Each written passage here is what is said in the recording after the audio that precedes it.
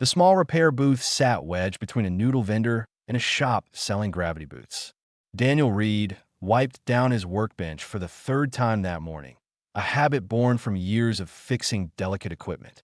Around him, trading post-gamma, Seven hummed with the usual chaos of 1,000 different species trying to conduct business in the same cramped corridors. A four-armed merchant argued with a crystalline being about shipping rates. Somewhere nearby, someone was cooking food that smelled like burnt rubber mixed with cinnamon. Daniel had learned to ignore most of it. His corner of the station was quiet, predictable. People brought him broken things. He fixed them. They paid him. Simple that he had moved to this trading post 2 years ago, looking for work far from Earth's crowded repair centers. Out here on the edge of charted space, a human with steady hands and patience could make a decent living. The aliens didn't care that he lacked fancy certifications. They cared that their equipment worked when he was done with it. Daniel was soldering a connection on a damaged data slate when he heard the sound. It was small, pitiful, like a kitten mewling in distress. He looked up and froze that a creature no bigger than a house cat stood in his doorway. Its scales shimmered blue and silver under the station's lights, and it had tiny wings folded against its back. Tears rolled down its snout as it clutched something against its chest with small clawed hands. Daniel recognized the species immediately. Draken, dragon-like beings that most people only saw in news broadcasts or history files. They were old, powerful, and kept to themselves. Daniel had never expected to see one, let alone have one walk into his shop. The baby Draken made that sound again, a heartbroken chirp that made Daniel's chest ache. It toddled forward on unsteady legs and held up what it was carrying. A toy, some kind of mechanical sphere that should have floated and glowed, but now lay dark and cracked in the child's hands. "Hey there, little one," Daniel said softly, setting down his soldering iron. He crouched to be at eye level with the creature. What happened? The baby Draken couldn't answer in words. It just made more distressed sounds and pushed the broken toy toward him. Its golden eyes were huge and wet with tears. Daniel glanced toward the corridor outside his shop. Several aliens who had been passing by now walked quickly in the other direction. A merchant 2 stalls down suddenly decided to close early, pulling down his metal shutter with a clang. That was odd. But the baby in front of him was still crying, and that seemed more important than mysterious behavior from neighbors. Okay, Daniel said gently. "Let me see what we've got here." He pulled over a small stool and patted it. The baby Draken climbed up and sat, wings drooping sadly. Daniel took the broken toy and examined it carefully. The sphere was made of crystal and metal he didn't recognize, with circuits that looked like frozen lightning inside. This wasn't some cheap trinket from a vendor. This was expensive, possibly custom-made. The damage was extensive. Whatever had happened, it had cracked the outer shell and severed several of the internal connections. Daniel turned it over in his hands, considering. He had never worked on Draken technology before. Their designs were different from human engineering, built around principles he could only guess at, but broken was broken, regardless of who made it. And a crying child was a crying child. "I'm going to try to fix this," Daniel said, speaking slowly and calmly. "It might take a little while. Is that okay?" The baby Draken sniffed and nodded, watching him with those huge golden eyes. Daniel got to work. He started by carefully opening the cracked shell, using tools designed for human equipment, but gentle enough not to cause more damage. Inside, the circuits were beautiful and complex. He could see where the breaks were, where energy should flow but couldn't. "See this part here?" he said to the baby, pointing. "This is like a tiny river. The light should flow through it like water. But there's a break, so we need to build a bridge."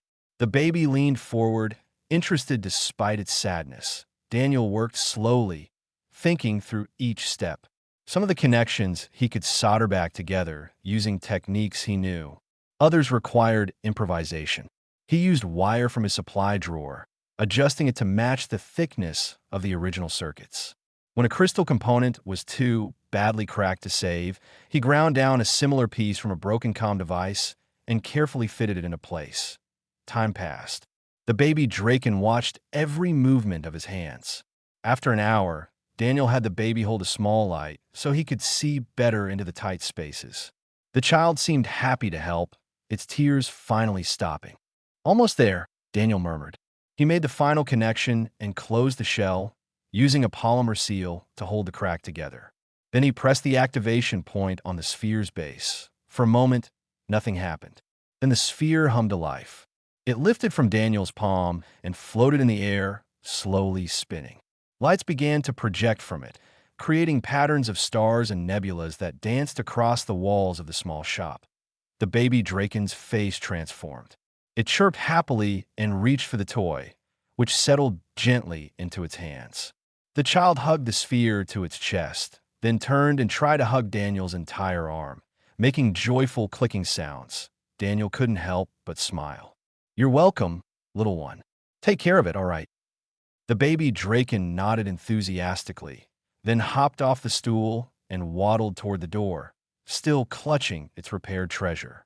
It paused at the threshold to look back at Daniel one more time, chirped something that might have been goodbye, then disappeared into the corridor.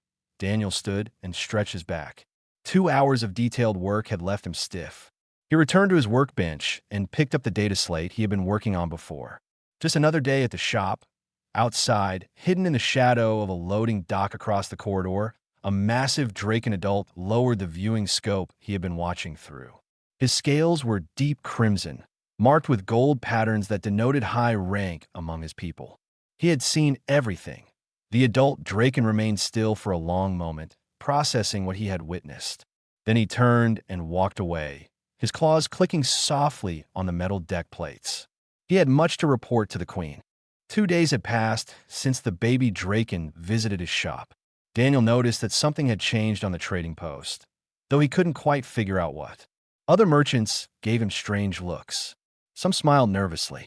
Others seemed to avoid walking past his booth entirely. Mrs. Kelvin, the elderly woman who sold gravity boots next door, finally explained it during lunch.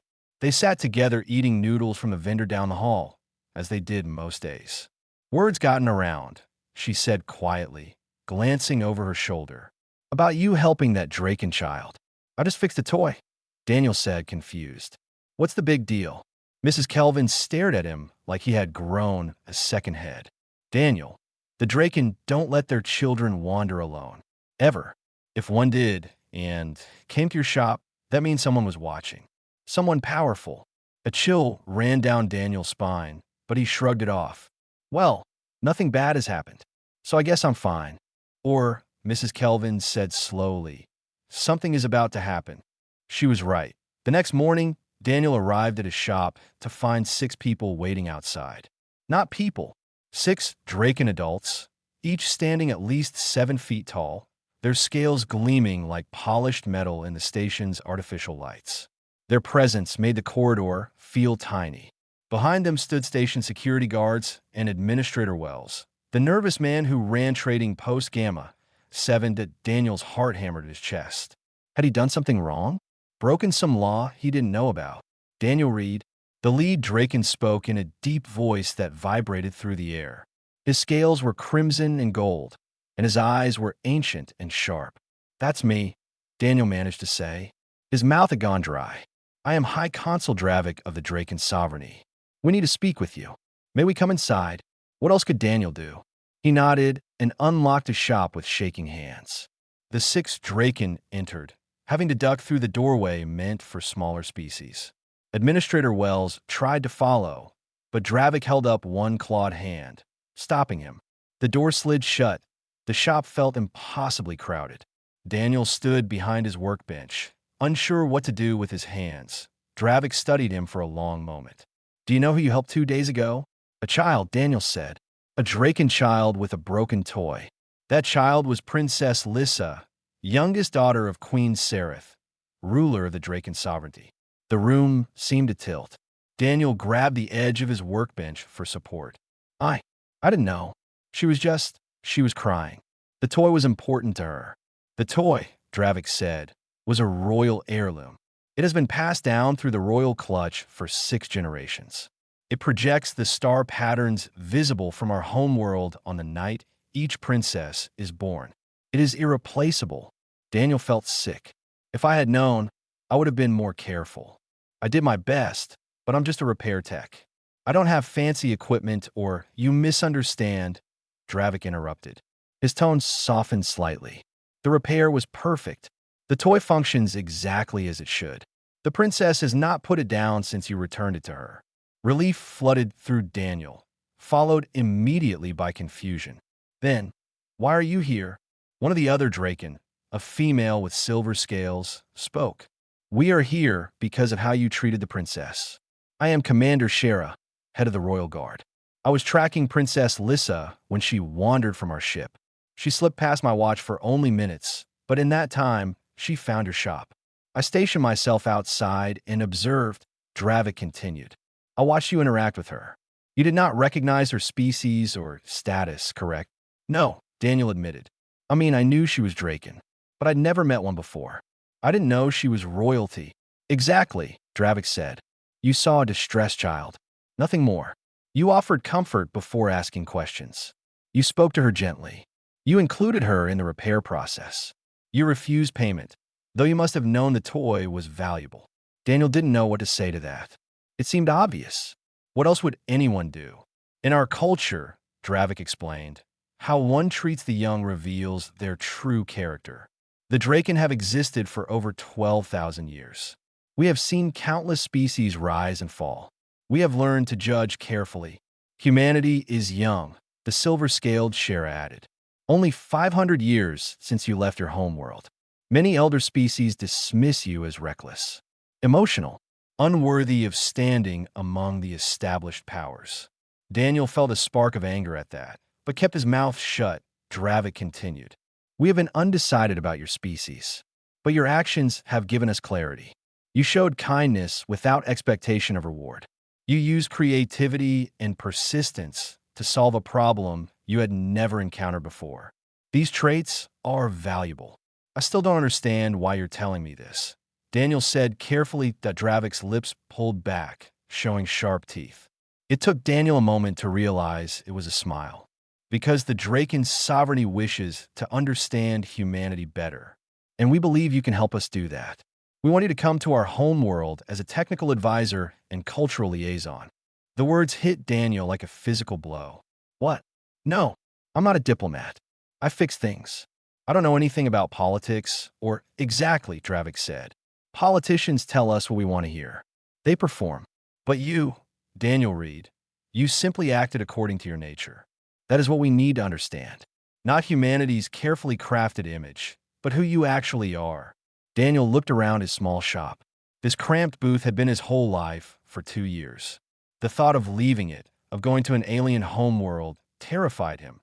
But he thought of the baby Draken, of her tears, of her joy when the toy was fixed. If his simple act of kindness could somehow help his entire species, can I think about it? He asked quietly. Dravik nodded. You have until tomorrow. We will return for your answer. The 6 Draken left as smoothly as they had arrived. Daniel stood alone in his shop, his mind spinning with impossible choices. Daniel barely slept that night. He lay in his tiny station quarters, staring at the ceiling while his mind raced through every possible outcome. By morning, he had made his decision. It scared him, but also felt right. When Dravik returned, Daniel was waiting outside his shop. I'll do it, he said simply. But I have conditions. Dravik's eyes gleamed with what might have been approval. Speak. I keep doing what I do. Fixing things. I'm not going to stand around in fancy rooms pretending to be something I'm not. If you want to understand humans, you get the real version. Me, working with my hands, solving problems. Take it or leave it. For a moment, there was silence. Then Dravik's lips pulled back in that sharp-toothed smile. Agreed. Gather what you need. We leave in 3 hours. Those 3 hours passed in a blur. Daniel packed his tools, sold his shop lease back to the station, and said goodbye to Mrs. Kelvin, who cried and made him promise to send messages. Then he was boarding a Draken ship that made every human vessel he had ever seen look like a child's toy. The journey to Draconus Prime took 4 days. The ship moved through space in ways that made Daniel's stomach flip. Draken technology was far beyond human understanding, built on principles that seemed more like art than science. When they finally arrived, Daniel pressed his face to the viewing port and forgot to breathe. Draconis Prime was beautiful in a way that hurt to look at. Mountain ranges taller than anything on Earth pierced through cloud layers. Cities of crystal and metal spread across valleys, catching the light of the system's twin suns. Massive Draken flew between the spires, their wings casting shadows on the streets below. They landed in the capital city, a place called Highspire. Daniel was given quarters in what they called the Palace District, though his room alone was bigger than his entire apartment back on the trading post. Windows overlooked gardens filled with plants he had no names for.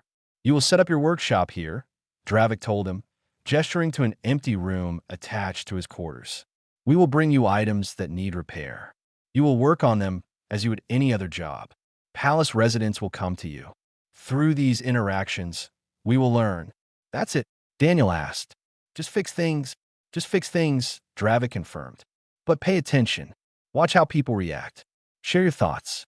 Help us understand the human way of seeing problems." The next day, Daniel set up his tools in the workshop. It felt strange to arrange his simple human equipment in a room with walls made of something that looked like frozen starlight. But once the workbench was organized and his soldering iron was warming up, he felt a little more like himself. His first customer arrived within the hour. A young Draken with green scales brought him a damaged data device. Daniel fixed it, explaining his process as he worked. The Draken watched with fascination, asking questions about why he chose certain approaches. More came after that. A broken environmental suit, a malfunctioning food preparation unit, a damaged piece of art that needed delicate restoration. Each repair was different, each one a small puzzle to solve. And every single day, Princess Lissa visited. The young princess would toddle in his workshop, sometimes bringing her repaired toy, sometimes bringing new broken things she found around the palace. She couldn't speak Galactic Standard yet, but she would chirp and click, showing him what was wrong. Daniel would fix whatever she brought, talking to her the whole time, and she would watch with those huge golden eyes. Through Lissa, Daniel met other members of the royal family. Her older siblings, curious about the human their baby sister had adopted. Palace staff who needed things repaired. Eventually, even noble Draken from other cities, who traveled to Highspire specifically to meet the human technician. Each interaction taught Daniel something new about Draken culture. They valued tradition, but respected innovation. They were proud, but not arrogant. Family bonds, especially between clutchmates, were sacred. And they took the care of their young more seriously than any species Daniel had ever encountered in return. Daniel showed them human problem solving. When a Draken engineer insisted something couldn't be repaired because they didn't have the correct parts, Daniel would improvise, using what was available. When traditional methods failed, he would try unconventional approaches, combining techniques in ways the Draken had never considered. 3 months into his stay, a master craftsman named Old Scale brought Daniel a challenge. It was an artifact thousands of years old that had broken during a recent earthquake. The piece was priceless, a sculpture made of crystal and living metal that should have shifted colors with the light. Now it sat dark and still. "It cannot be fixed," Old Scale said sadly. "The technique for creating the bonding matrix was lost centuries ago. I have studied it for weeks. There is no solution." Daniel examined the artifact carefully. Old Scale was right. The original method was far beyond anything Daniel understood. But maybe that was the point. Maybe it didn't need to be fixed the old way. He worked for 3 days straight, barely stopping to eat. He used principles from human engineering combined with what he had learned about Draken technology. Instead of trying to recreate the original bonding matrix, he built something new, a hybrid approach that achieved the same result through a completely different method. When he finally activated it, the sculpture blazed to life, colors flowing across its surface like liquid rainbows. Old Scale stared in silence for a long moment. Then he bowed deeply, something Daniel had never seen a Draken do to a human before.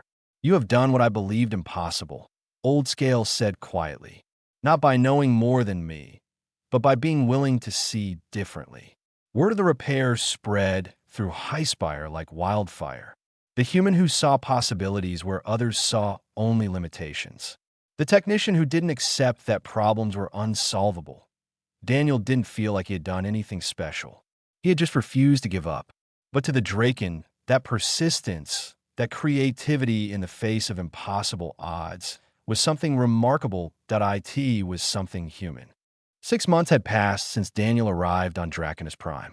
His workshop had become a strange kind of meeting place, where Draken from all levels of society came not just to get things repaired, but to talk, to ask questions about humanity, to share stories about their own culture. Daniel had learned more in those 6 months than in his entire life before.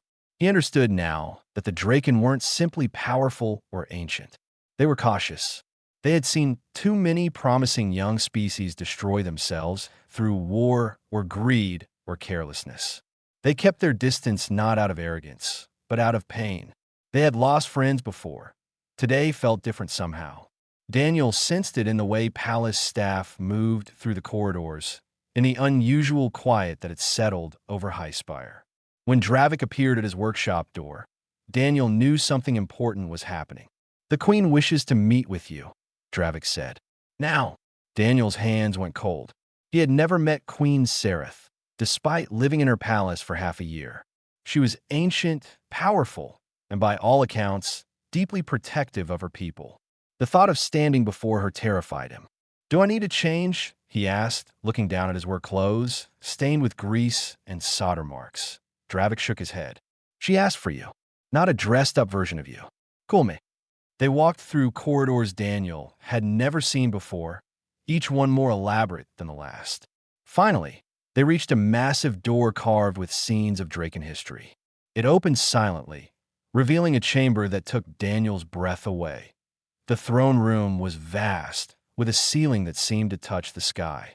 Sunlight poured through crystal windows, casting rainbow patterns across the floor. And at the far end, on a throne made of black stone and silver, sat Queen Sereth. She was enormous, easily twice the size of any other Draken Daniel had met. Her scales were obsidian black, marked with patterns of deep purple that seemed to shift and move. Her eyes were violet, ancient beyond measure, and when they fixed on Daniel, he felt like she could see straight through him. "Approach," she said. Her voice was softer than Daniel expected, but it carried easily across the vast chamber. Daniel walked forward on shaking legs. He had no idea what protocol demanded. "Bow. Kneel?" He settled for stopping a respectful distance away and meeting her eyes, the way he would with any person he respected. Queen Sereth studied him in silence. The moment stretched out until Daniel's nerves were screaming. Then she spoke. "My youngest daughter speaks of you constantly. You are, in her words, the nice one who fixes broken things and tells good stories." Despite his fear, Daniel smiled. "Princess Lissa is a sweet kid. Smart too. She's already learning to use some of the basic tools. You've been teaching her." The Queen's tone was unreadable. "Just small things," Daniel said quickly. "How to identify different types of circuits. Basic safety around tools. She's curious, and I figured it couldn't hurt. And you did not think to ask permission from the royal family before teaching the princess?" Daniel's stomach dropped. He had messed up. Of course he should have asked. "I'm sorry, Your Majesty. I didn't think." She would come by and want to help, and it seemed natural to show her things. "I should have realized." Queen Sereth raised one clawed hand, stopping him. "I'm not angry. I am curious. You treat my daughter as you would any child. Not as royalty, not as a political tool, simply as a young one who wants to learn." "Why?" Daniel blinked, confused.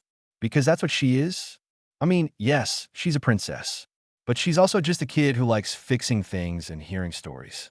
Treating her differently because of her title seems wrong." The Queen was silent again, her violet eyes never leaving his face. When she finally spoke, her words were careful, measured. "Daniel Reed, do you know why you are truly here?" "To help you understand humans," Daniel said. "Through my work and how I approach problems." "That is part of it," Queen Sereth agreed. "But there is more.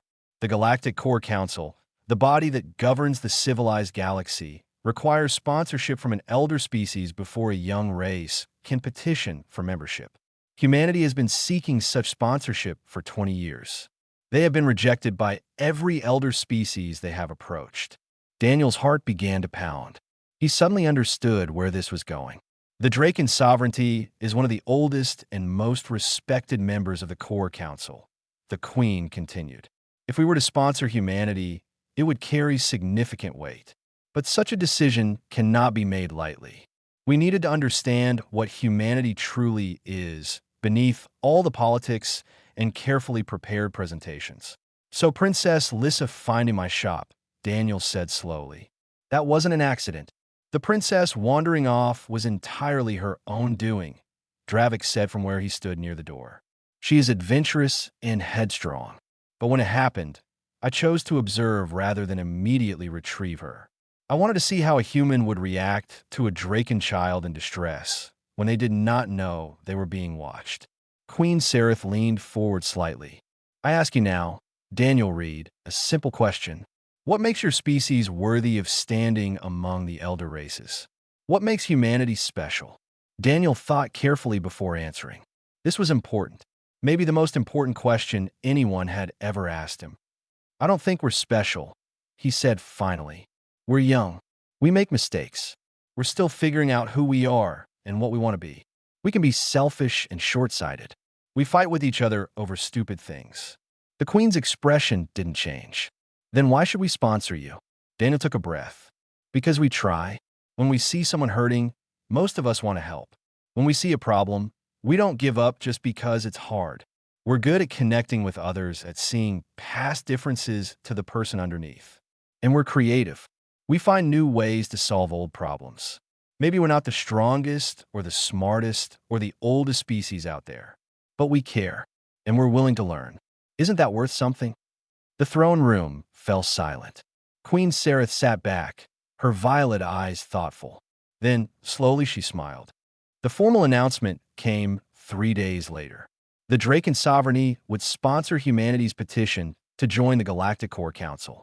The news spread across known space within hours, creating shockwaves through every major civilization. Daniel watched the news broadcast from his workshop, feeling surreal.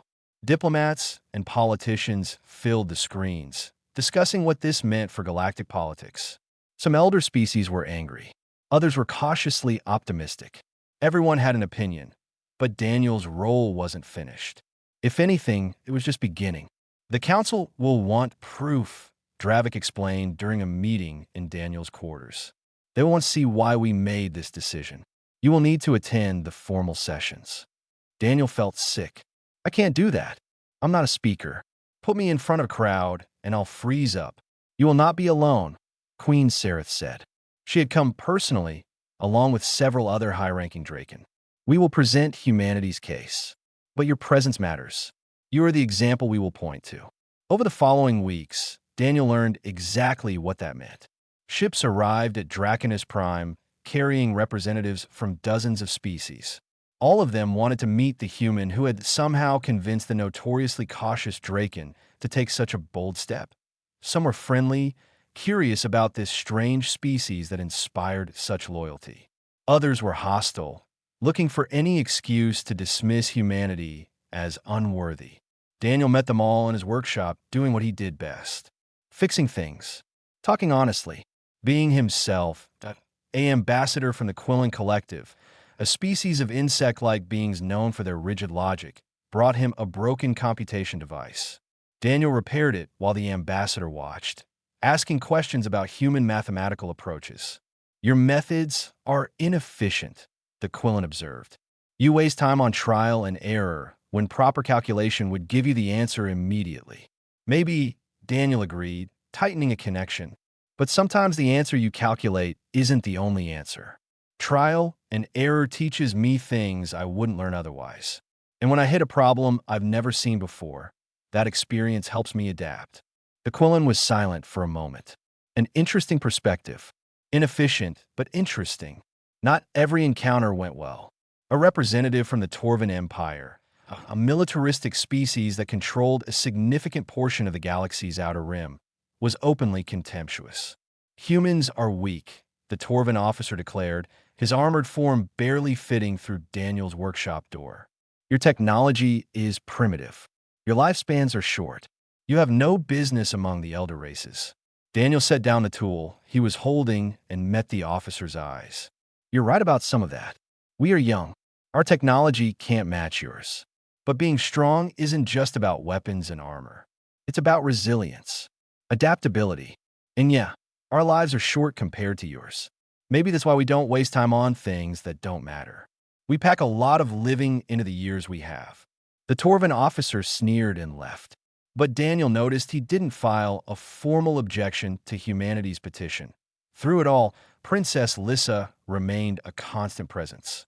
She would visit Daniel's workshop every day, sometimes bringing her siblings, sometimes coming alone. She was learning fast, already able to identify basic components and explain their functions. She had even started bringing in problems she found around the palace, challenging herself to diagnose what was wrong before Daniel confirmed at point one afternoon. Lissa arrived with another young Draken Daniel hadn't met before. The newcomer had pale gold scales and walked with a slight limp. "This is my cousin, Rin," Lissa announced proudly. "He broke his wing last year, and it hurts when the weather changes. Can you fix it?" Daniel felt his stomach drop. "Lissa, I fix machines. I don't know anything about medicine or healing wings." But Rin was already showing him the wing, extending it carefully. Daniel could see the old break, healed but not quite right. The bone had set at a slight angle, creating tension in the surrounding muscles. "I cannot fly as well as I used to," Rin said quietly. "The healers say there is nothing more they can do. The wing has already healed." But Lissa said you see things differently, that you find solutions others miss. Daniel studied the wing, his mind already working. This wasn't so different from mechanical problem. Misalignment causing stress. Compensating forces creating additional strain. He couldn't heal the bone, that was true. But maybe he could help manage the symptoms. "I have an idea," he said slowly. "But I'll need to work with your healers. And it might not work." Over the next week, Daniel collaborated with Draken medical experts. Together, they designed a light brace that would support the wing's weak point, redistributing the forces more evenly. It was a hybrid approach, combining Draken bioengineering with human ergonomic principles. When Ren tried flying with the brace, he wept with joy. It wasn't perfect. He would never fly as well as he had before the injury. But the pain was gone, and his control had improved dramatically. Word of the success spread quickly. Soon, other Draken with old injuries or chronic issues were coming to Daniel, asking if he could apply the same creative problem-solving to their situations. He always insisted on working with proper medical experts, but his unique perspective helped find solutions that pure medical knowledge had missed. Queen Sarah summoned him again, this time to her private study rather than the formal throne room. It was a smaller space, filled with books and star charts and personal items that made her seem less like an all-powerful ruler and more like someone's grandmother. "You continue to surprise us," she said, pouring him a cup of something that smelled like cinnamon and starlight. "You came here to fix machines. Now you are improving lives in ways we did not anticipate." Daniel accepted the cup gratefully. "I'm just doing what makes sense, seeing problems and trying to solve them. That's what humans do." "Yes," Queen Sareth said softly. "That is exactly what humans do. And that is why we were right to sponsor your species. The galaxy needs problem solvers. It needs people who refuse to accept that things cannot be improved. It needs hope." She stood and walked to a window overlooking Highspire. "The council vote is in 2 weeks. Whatever happens, Daniel Reed, know that you have changed how the Drakens see humanity. And perhaps how humanity sees itself." The Galactic Core Council convened on a massive station that orbited a neutron star. The structure was ancient, built by a civilization so old that even the Draken only knew them through legends. Inside its vast chambers, representatives from 200 species gathered to vote on humanity's petition. Daniel stood in a waiting room with the human diplomatic team, feeling completely out of place. Everyone else wore formal attire designed for this exact moment. Daniel wore clean work clothes and carried a small toolkit because Dravik had insisted he come exactly as he was. "You're the evidence," the High Consul had told him.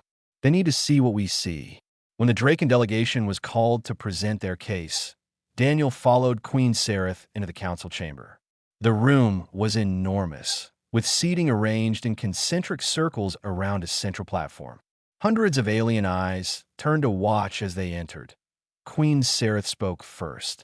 Her voice carried easily through the chamber, commanding attention without demanding it. She outlined the Draken's observations of humanity, their growth since leaving Earth, their potential for positive contribution to galactic civilization. Then she gestured to Daniel. But words alone cannot capture what we have learned. This is Daniel Reed, a maintenance technician from Trading Post Gamma 7. He is not a diplomat. He is not a scientist or warrior or leader. He is simply a human who does his work with care and treats others with kindness. His actions convinced us that humanity deserves this opportunity. Daniel felt every eye in the chamber fix on him. His mouth went dry. But then he saw Princess Lissa sitting in the gallery, giving him an encouraging chirp. He took a breath and stepped forward. "I don't have a fancy speech," Daniel began, his voice rougher than he wanted. "I'm just a guy who fixes things." But I think that's kind of the point. Humans aren't perfect. We're not the strongest or the smartest. We don't have the best technology or the longest history. But we try. We see problems and we work to solve them. We see people hurting and we want to help. We make mistakes, yeah, but we learn from them. We're adaptable, creative, and we care about connection, about understanding each other across differences. He paused, gathering his thoughts. "A few months ago, a baby came into my shop with a broken toy. She was crying. I didn't know who she was. I didn't know I was being watched. I just saw a kid who needed help, so I helped her. That's what humans do. We help. And maybe that's not impressive compared to species that can bend space or live for thousands of years. But it matters. It has to matter." The chamber erupted in discussion. Some species seemed moved. Others remained skeptical. The vote would not be immediate. It would take days of debate, political maneuvering, and careful consideration. Daniel returned to Draconus Prime with the Draken delegation, exhausted and uncertain. He threw himself back into his work, grateful for the familiar comfort of solving concrete problems with his hands. 4 days later, the vote came through. Humanity's petition to join the Galactic Core Council had passed, but barely. 87 species voted in favor. 73 voted against. 40 abstained. It was one of the closest votes in Council history. The human diplomatic team celebrated. News broadcasts showed people across Earth and its colonies cheering in the streets.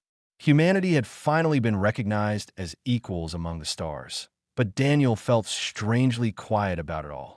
He was happy, of course, proud that his small actions had contributed to something so large. But he also knew this was just the beginning. The hard part would be proving that the council made the right choice. That evening, Queen Sereth visited his workshop one final time. "You seem troubled," she observed. "Just thinking," Daniel said, setting down the circuit board he was examining. "A lot of species voted against us. They still don't think we belong. How do we prove them wrong?" The queen settled her massive form onto the floor, making herself more level with Daniel. "The same way you convinced us. One small action at a time. One repair.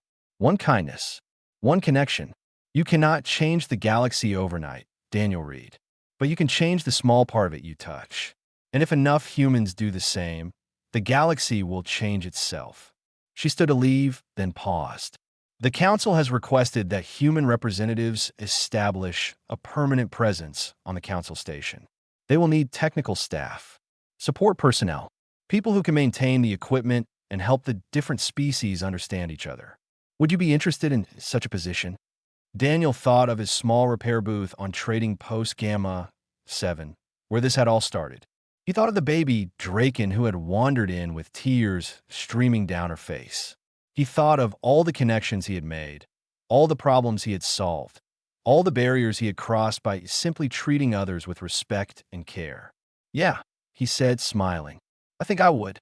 3 months later, Daniel opened a new workshop on the Council station. It was bigger than his old booth, with better equipment, but the principle was the same. People brought him broken things. He fixed them.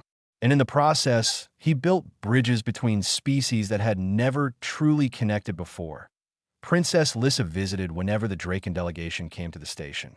She was older now, more confident already talking about studying engineering formally. She had started a collection of tools Daniel had given her, each one carefully maintained and stored. One day, a young member of a species Daniel had never met before entered his workshop. The being was small, covered in blue fur, with 6 arms and large, worried eyes. It carried a broken device and was making soft distress sounds. Daniel smiled and gestured to a chair. "Hey there, let me see what we've got." As he examined the broken item, explaining gently what he was doing, Daniel realized something. This was how change happened, not through grand gestures or sweeping declarations, but through small moments of connection. One repair at a time, one act of kindness at a time, one person seeing another person in need and choosing to help. The galaxy was vast and complicated and full of differences. But maybe, just maybe, it could also be fixed, one small piece at a time. And that was something worth working toward.